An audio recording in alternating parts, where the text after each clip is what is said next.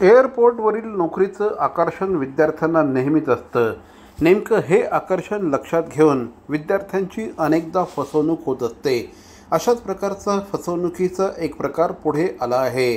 Thane railway स्थानकाजवळ असलेल्या एका अशाच प्रकारच्या इन्स्टिट्यूटने विद्यार्थ्यांकडून 80 हजार रुपये आपल्या कोर्ससाठी घेतले. त्यानंतर त्यांना 40 ते 50 हजार रुपयांची नोकरी मिळेल अशा प्रकारचं आश्वासन दिलं.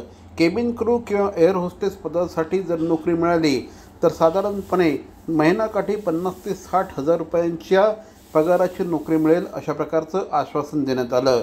परंतु प्रत्यक्षात या विद्यार्थ्यांना एअरपोर्टवर लोडर आणि वेटरच्या नोकऱ्या ऑफर करण्यात आल्या. त्याचप्रमाणे कुठल्याही प्रकारचं पुस्तकी शिक्षण न देता मोबाईलवर केवळ PDF पाठवून या विद्यार्थ्यांना शिक्षण घेण्याचं सांगण्यात आलं.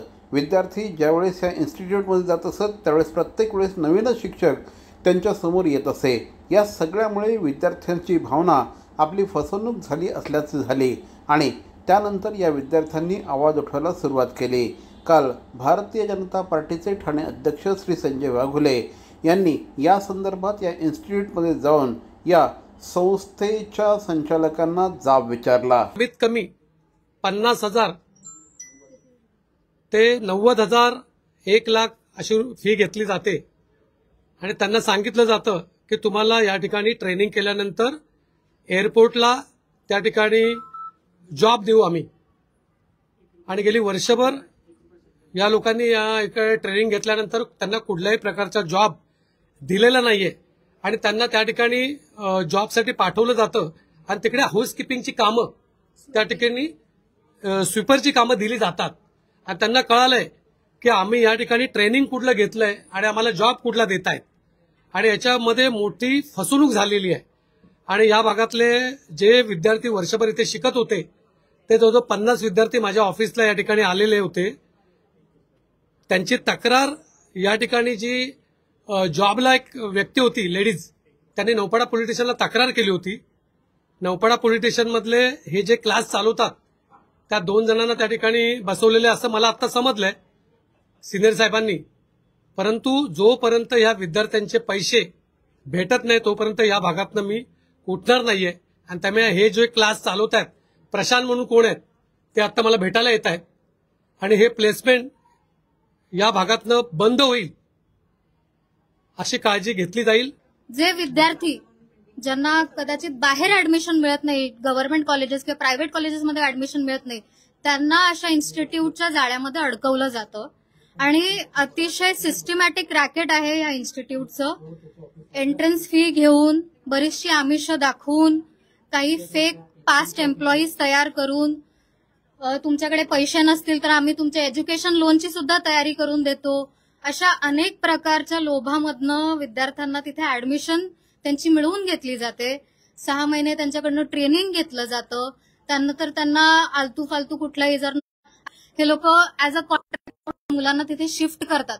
परंतु जेव्हा या मुलांना ऍडमिशन दिलं जातं तेव्हा ज्या प्रकारचे कमिटमेंट्स आणि आमिष आणि ज्या प्रकारचं त्यांना स्वप्न दाखवली जातात त्याकरता स्वप्नांना खरं म्हणून मुलं इथे ऍडमिशन घेतात आणि एक प्रकारे त्यांना फॉल्स कमिटमेंट केली जाते.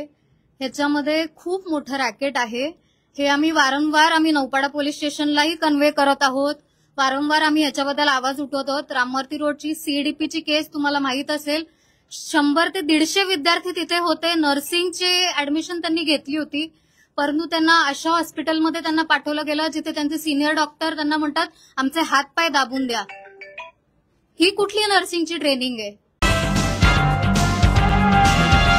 विद्यार्थ्यांना बऱ्याचदा एअरपोर्ट, विमान, त्याचप्रमाणे ज्या ज्या क्षेत्रामध्ये मोठ्या प्रमाणामध्ये ग्लॅमर असतं अशा क्षेत्रांची विद्यार्थ्यांना नेहमीच ओढ असते. आणि मग साहजिकच अशा ठिकाणी ज्यावेळेस विद्यार्थी जाहिरात वाचतात त्यावेळेस या जाहिरातींना विद्यार्थी भुलतात. या संस्था देखील अत्यंत चकाचक असतात. त्या ठिकाणचं फर्निचर एकदम जबरदस्त असतं, भारी असतं.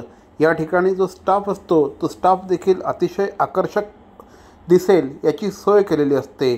त्यामुळे साहजिकच या चकाचौंधला विद्यार्थी भुलू लागतात आणि त्यानंतर हे विद्यार्थी आपल्या पालकांच्या मागे लागून या ठिकाणी न परवडणाऱ्या फिया देखील भरत असतात. मात्र प्रत्यक्षात या सगळ्याचा परिपाक जो असतो यामध्ये विद्यार्थ्यांची फसवणूकच बऱ्याचदा होत असते. त्यामुळे विद्यार्थ्यांनी ज्यावेळेस अशा ठिकाणी ते ॲडमिशनसाठी जातात त्यावेळेस या क्षेत्रातल्या काही तज्ज्ञांची मदत घेणं आवश्यक असतं. काही तज्ज्ञांकडनं त्यांनी या संस्थांची पूर्ण माहिती काढणं देखील अत्यावश्यक असतं.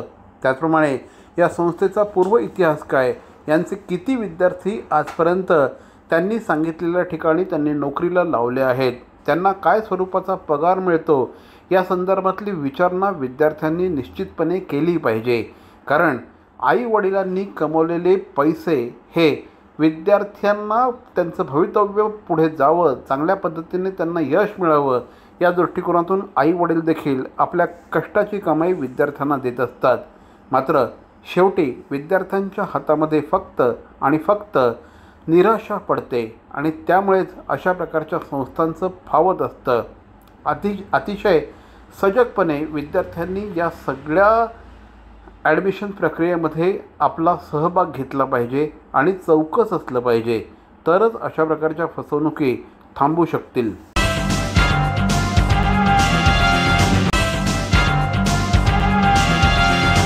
CP Goenka International School, nurturing talent at young age for scholastics, sports and performing arts in global perspective. Proud to have world toppers and country toppers in 10th standard Cambridge examinations. Ranked the best emerging school by the Times of India for personality over percentage. CP Goenka is the intelligent choice. Thane महानगरपालिकेचे मालमत्ता कर म्हणजेच property tax भरण्याचे आवाहन. सन 2022-23 या आर्थिक वर्षाचे मालमत्ता कराचे म्हणजेच प्रॉपर्टी टॅक्सचे बिल ठाणेकर करदात्यांना महापालिकेमार्फत आर्थिक वर्षाच्या सुरुवातीस म्हणजेच माहे एप्रिल 2022 मध्ये देण्यात आलेले आहे. तथापि अद्यापही काही करदात्यांनी मालमत्ता कर महापालिकेकडे जमा केलेला नाही.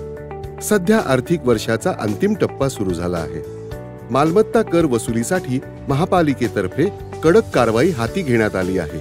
या अंतर्गत जंगम मालमत्ता, टीव्ही, फ्रीज, वाहन व इतर जप्त करणे तसेच स्थावर मालमत्ता वॉरंट बजावून जप्त करण्यात येत असून मालमत्तेचा जाहीर विक्रीद्वारे लिलाव करून कराची रक्कम वसूल करण्यात येत आहे. मालमत्तेस पाणी पुरवठा करण्यात येणारे नळ संयोजन खंडित करण्यात येत आहेत. त्याचप्रमाणे थकीत मालमत्ता करावर 2% व्याज आकारले जात असल्याने भरावयाची रक्कम वाढत आहे. आपला मालमत्ता कर propertytax.thanecity.gov.in या लिंकद्वारे तसंच गुगल पे, फोन पे, पेटीएम याद्वारे ऑनलाईन पद्धतीने करण्याची सुविधा उपलब्ध करून दिली आहे. शनिवार, रविवार व सार्वजनिक सुट्टीच्या दिवशी नागरिकांना मालमत्ता कर भरणे सोयीचे व्हावे याकरता महापालिकेचे मालमत्ता कर संलग्न कार्यालय या दिवशी कार्यान्वित ठेवण्यात आलेले आहे. तरी मालमत्ता कर वसुलीची अप्रिय कारवाई टाळण्याच्या दृष्टिकोनातून मालमत्ता कर भरून महापालिकेस सहकार्य करावे. धन्यवाद.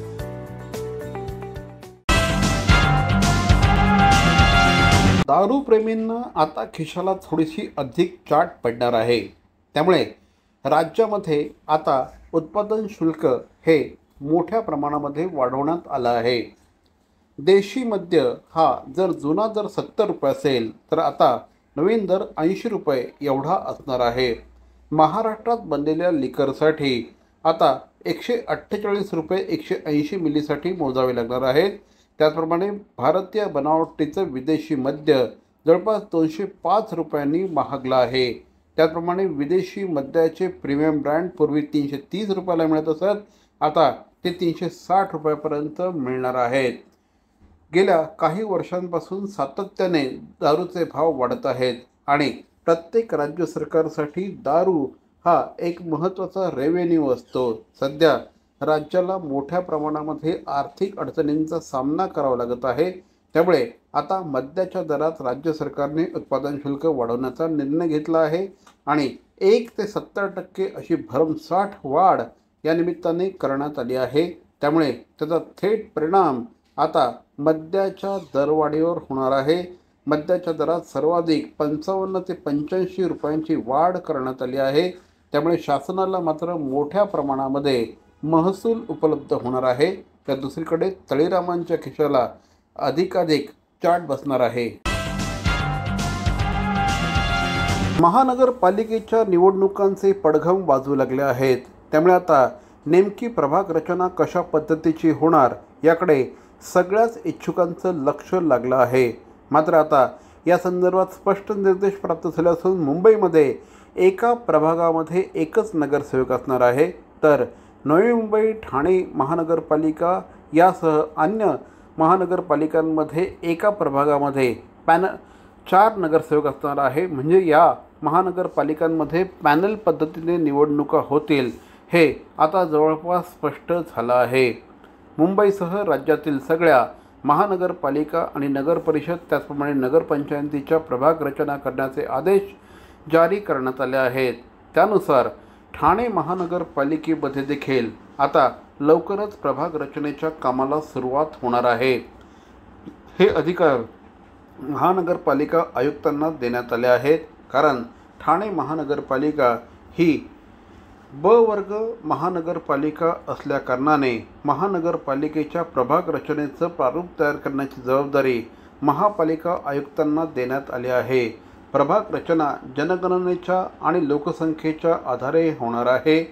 सरासरी लोकसंख्या ठरवण्यासाठी एकूण लोकसंख्या भागिले एकूण सदस्य संख्या गुणिले प्रभागातील सदस्य हे सूत्र वापरलं जाणार आहे। रस्ते, नद्या, रेल्वे मार्ग यासारख्या नैसर्गिक सीमा विचारात घेतल्या जाणार आहेत। कोणत्याही परिस्थितीमध्ये इमारतीचं विभाजन 2 प्रभागांमध्ये होणार नाही, अशा स्पष्ट सूचना देखील देण्यात आल्या आहेत। या संदर्भात आता ठाणे महानगरपालिकेमध्ये देखील प्रभाग रचनेला कधीपासून सुरुवात होणार याकडे सगळ्यांचंच लक्ष लागलं आहे।